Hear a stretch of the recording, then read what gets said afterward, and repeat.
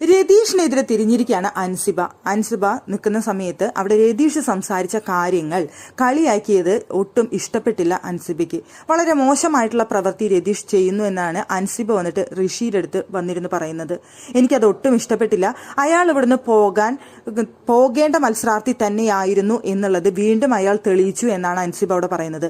First വീക്കിൽ പുറത്തു പോയ സമയത്ത് അയാൾ പറഞ്ഞിരുന്നത് എനിക്കിവിടെ നിൽക്കാൻ യോഗ്യതയുണ്ടായിരുന്നു എന്നാണ്.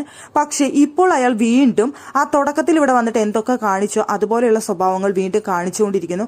അങ്ങനെയാണെന്നുണ്ടെങ്കിൽ അയാൾ അപ്പോൾ തന്നെ അന്ന് തന്നെ പുറത്തു പോകേണ്ട മത്സരാർത്ഥി തന്നെയായിരുന്നു എന്ന് വീണ്ടും തെളിയിച്ചിരിക്കുകയാണ് എന്നാണ് അൻസിബ അവിടെ ഋഷിയുടെ അടുത്തും അഭിഷേകിന്റെ അടുത്തും പറയുന്നത്.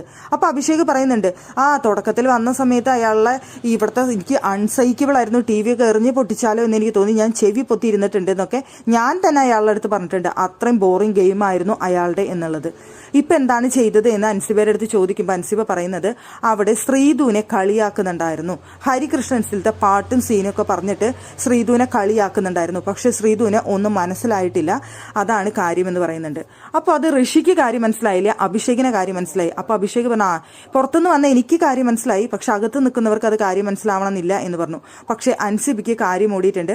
അൻസിബ പറയുന്നുണ്ട് അവിടെ അർജുനെയും സിജോനെയും ചേർത്ത് അവിടെ ശ്രീധുവിനെ സംസാരിച്ചുകൊണ്ടിരുന്നത്, കളിയാക്കിക്കൊണ്ടിരുന്നത്. പക്ഷെ ശ്രീധു മണ്ടത്തി ആയതുകൊണ്ട് ശ്രീധുവിന് അത് എന്താണ് പറയുന്നതെന്ന് ശ്രീധുവിനെ കാര്യമായിട്ട് ഒന്നും മനസ്സിലായിട്ടില്ല.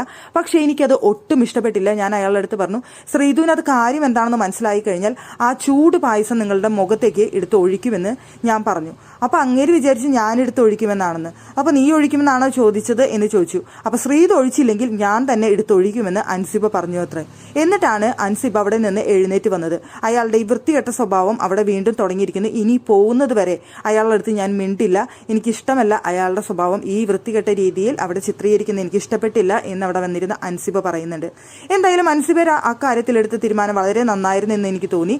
ഒരു പെൺകുട്ടിയെ കളിയാക്കുന്നതും അല്ലെങ്കിൽ രണ്ടുപേരെ ചേർത്ത് വെച്ച് അവിടെ പറയുന്നതും അൻസിബ അത് കേട്ടിരിക്കാതെ അതിനെ പ്രതികരിച്ച അൻസിബയോട് എനിക്കൊരു ബഹുമാനം തോന്നിപ്പോയി.